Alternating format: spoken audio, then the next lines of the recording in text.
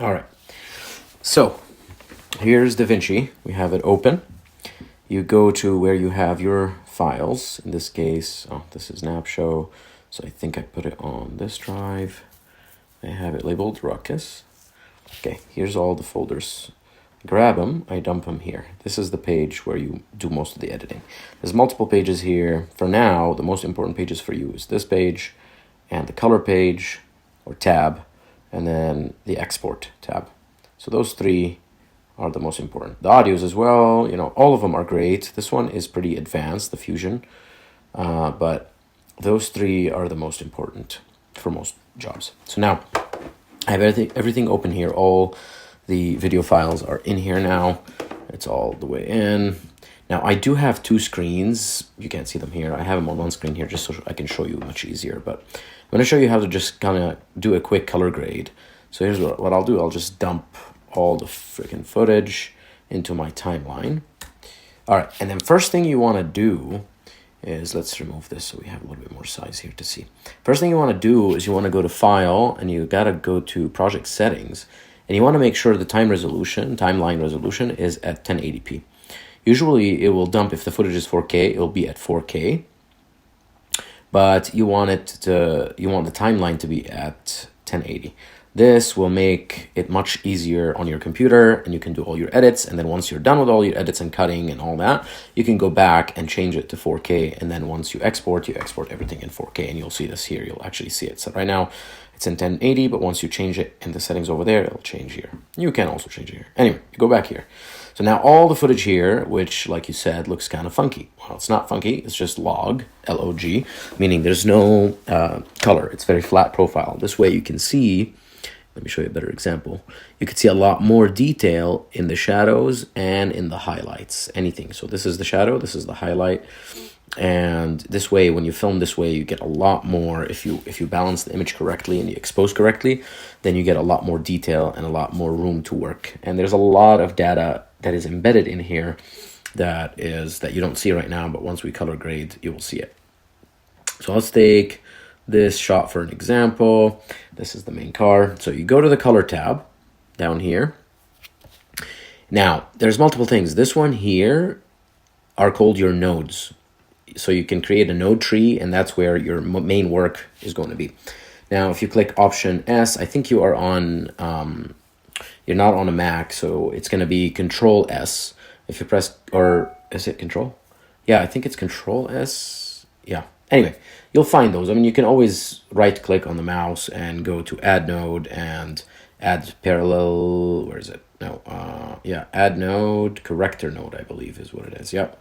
And then you grab it and you can put it here, or you can actually click it there. But anyway, for me, I just hit, Option S or Control S in your case, and you create new node. Now, the second node, forget about the first one, but the second node, this is where the conversion is going to happen. So let's choose the second node here. You're going to go to Effects, and you're going to scroll down to Color Space Transform. Okay, it's the fourth one down from the resolve. Grab it, put it on here. Now this is where the magic is going to happen. Now pay attention to this. You might have already done this online, so I'm not sure where you're at, but I'm going to show you anyway.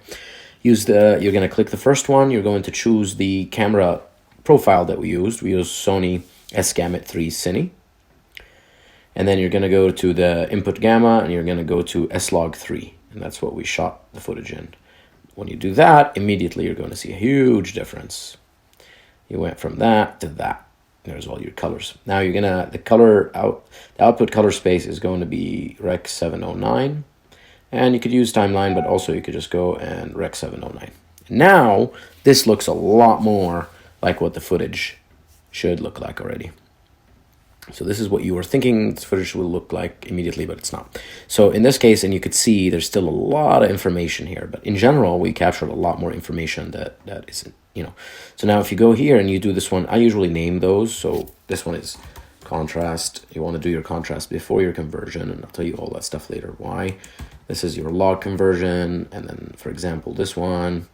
There's a lot more things that you could do. I'm just going to stick to the basics right now. So I'm going to actually put one node in between those two, and I'm going to call it temperature, and I'll show you why we do that. Now, All right, so those are your main three. So for contrast, you can go into your primaries. You could do the S-curve here and, you know, create your contrast, get a little bit more contrast and stuff, but let's keep it simple for now. Let's go into your wheels here. So this is shadows. Think about it like this. This is the shadows, this is the mids, and this is the highs. And this controls the entire thing. So if you do that, it controls the entire graph.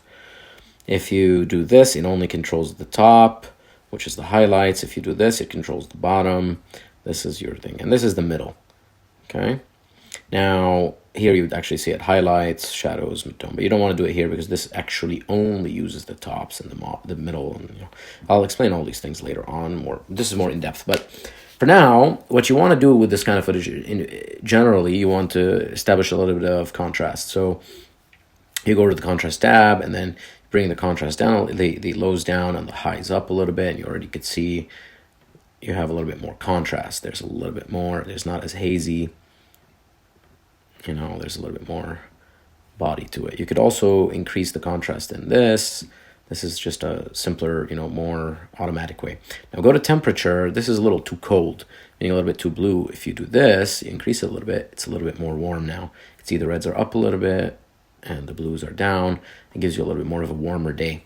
So like if you, let's exaggerate it, see it's all blue and it's all, you know, red. So you want to be somewhere in the middle. So, go back to 0 and then you warm it up a little bit. And here's your initial look. So you went from this to that.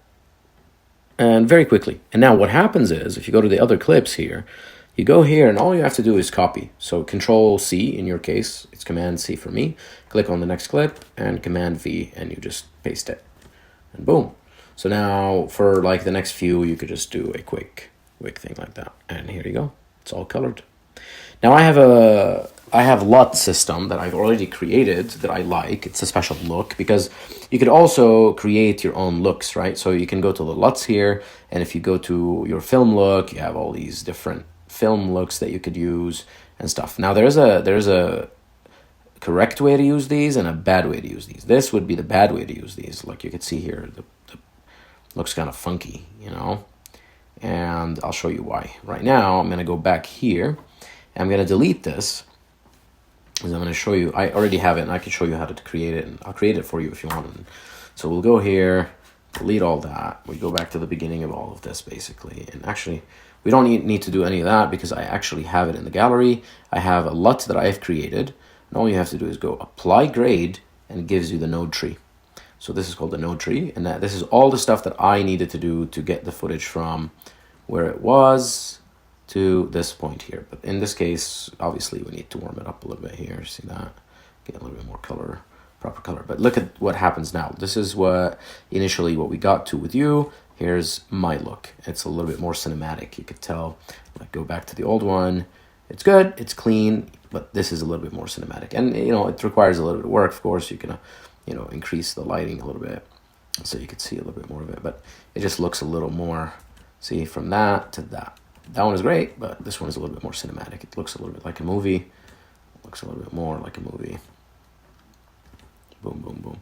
So then you can go from the first one here, boom, boom, and so on. And you can just then grab a bunch of them and paste it, and I'll just do that to all of them. Now you have to go to each one, of course, each clip, and make sure this is like, see how high the highlights here. So you're going to want to bring those down, bring this down a little bit, bring those up, you know, and create your each clip will be a little different. So you want to make sure they all look proper and everything is exposed correctly. But this is how it looks like before. This is what it looks like after. Same thing here. I mean, it's a little warm to me. You could always reduce the warmth a little bit here. Maybe a little more. Give it a little bit more contrast. Give it a little bit more of the middle there so I can see a little bit better, and so on. So, yeah, in this case, yeah. Now, there's other things that you could do and you want to do anyway. For example, like you want to create some vignette to make it focused a little bit more, you know, and flip it, and then we'll go here and we go like that, and then we just basically what we're doing is we're creating a little bit of vignette around the edges so it looks a little more focused on the subject that you're shooting. Gives it a little bit more of a view of the subject. Yeah, you see this is like way too high here, the highlights and stuff. But generally speaking, you could also use this to create an S-curve. That's usually how you create some contrast. This is like way too high here. You can go there. It's not going to do that here. All right.